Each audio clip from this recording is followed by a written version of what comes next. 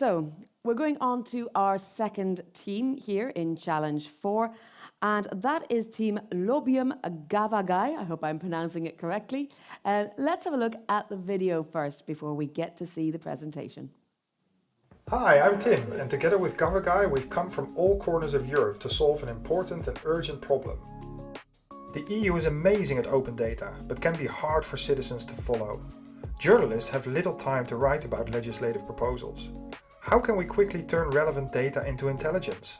We must create transparency so that democracy doesn't die in darkness. Lobium Gavagai connects to EU datasets and creates NLP models for analysis. We turn policy debates into visuals, showing stakeholder positions, coalition in favor and against, hidden issues and where big policy battles lie. Journalists can quickly find new investigation leads, see who's lobbying for who and what, and publish better informed stories faster to serve the public interest. We're on a mission to unlock open data, help solve use cases, reach users, and train new NLP models. Connecting data fosters innovation and transparency. We make data work harder for public affairs.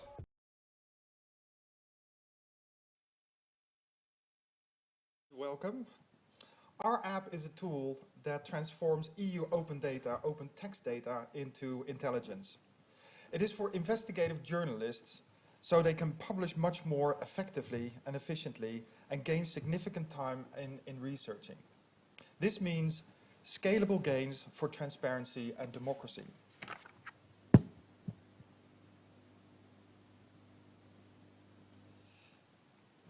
So what's the problem we're tackling? The far right is on the rise, and they are attacking democratic institutions in many member states, often financed and inflamed by Russian or other disinformation. We all know the horrible consequences. Brexit, for example.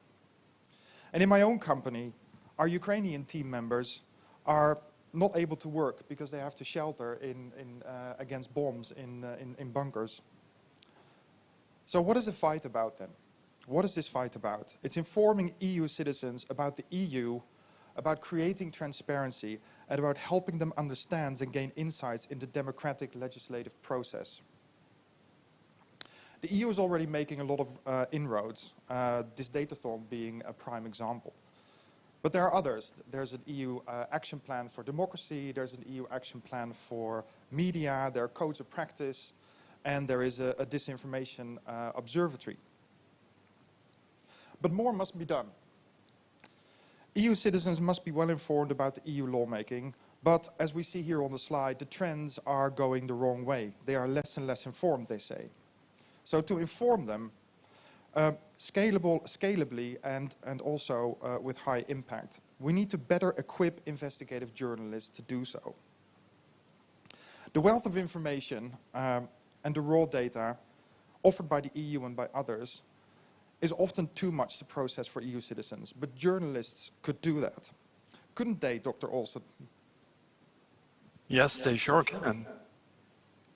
So EU produces data and does an amazing job of making it openly available, but does anyone pick it up with the purpose of widely disseminate it? With the help of digital technologies such as machine learning and natural language processing, Lobium and Gavagai transform the data to fit our special use case. We use natural language processing to identify what is talked about in the text, as well as how it is talked about, and thus transforming numerous unstructured texts into a quantitative representation that we can work with. Our use case is carefully and deliberately chosen so as to draw from our extensive domain knowledge in public policy and expertise in natural language processing to target a very specific and important role in any democracy, that is the investigative journalists. Yeah, so let's talk about the investigative journalists. We need to get them ready for the digital age, and we are committed to help them. The public turns to them to obtain information that affects their lives and helps them understand the EU legislative process.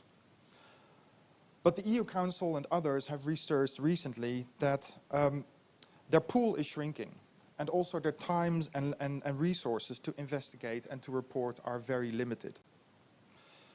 While at the same time, we see that the EU produces around 1,500 legislative proposals each year. Now, imagine going through hundreds of position papers and draft legislative text for just one of those proposals, and to understand the positions and the issues of stakeholders, that would take more than 150 hours for each dossier.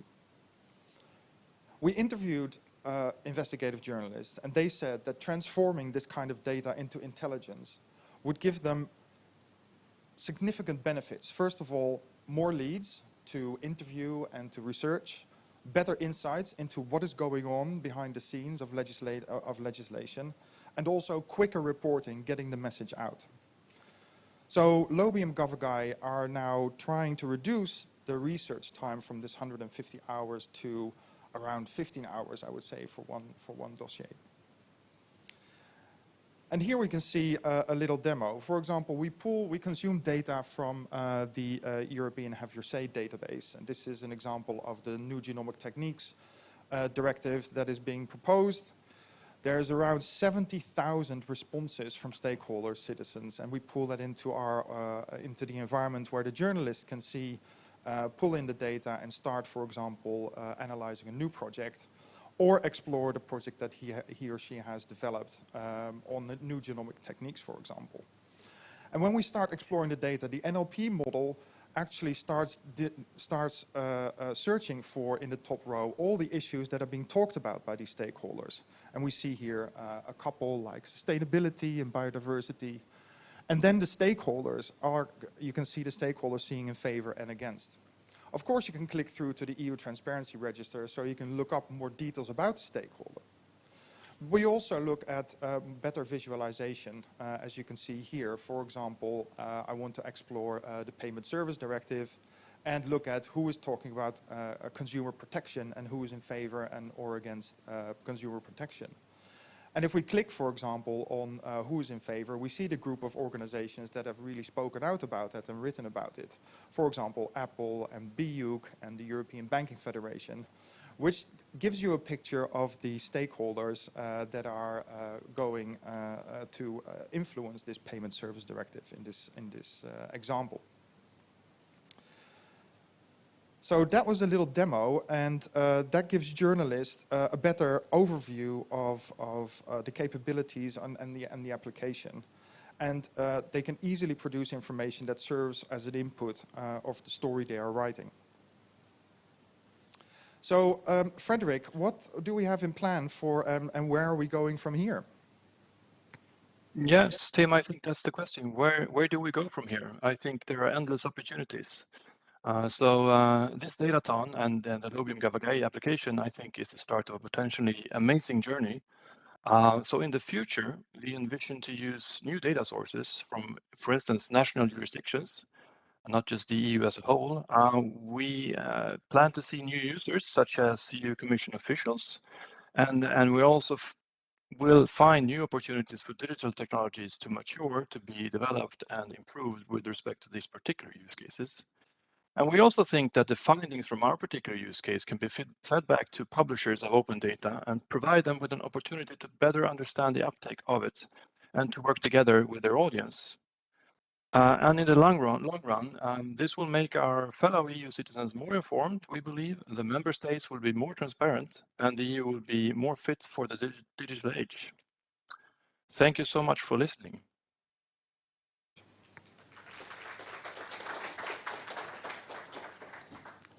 Well, thank you indeed as well. Now, we've got a few questions coming in.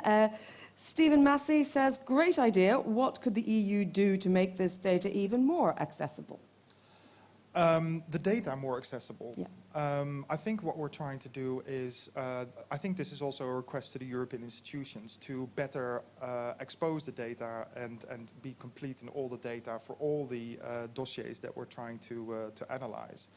And I think then there's a task for us to really clean the data and to read it in, and then also improve the NLP models that we've developed, because it's very hard to actually for machines to teach how to read human written text. So that is something that we're working on as well.